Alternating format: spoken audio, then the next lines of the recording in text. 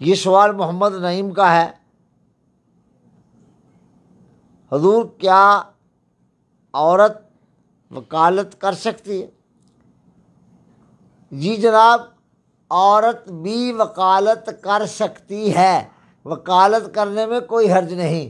ایک ہے وکالت کا معنی جو عوام الناس کے ذہنوں میں آتا ہے، ایک ہے وکالت کا معنی جو اس کا حقیقی معنی ہے۔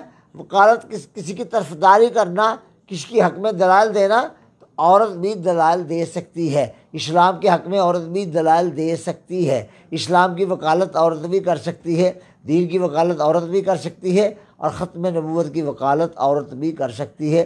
عورت بھی ختم نبوت پر پہرا دے سکتی ہے۔ اللہ تعالیٰ عورتوں کو بھی ختم نبوت پر بات کرنے، پہرا دینے اور اللہ کے محبوب کی ختم نبوت کی وکالت کرنے کی توفیق عطا فرمائے۔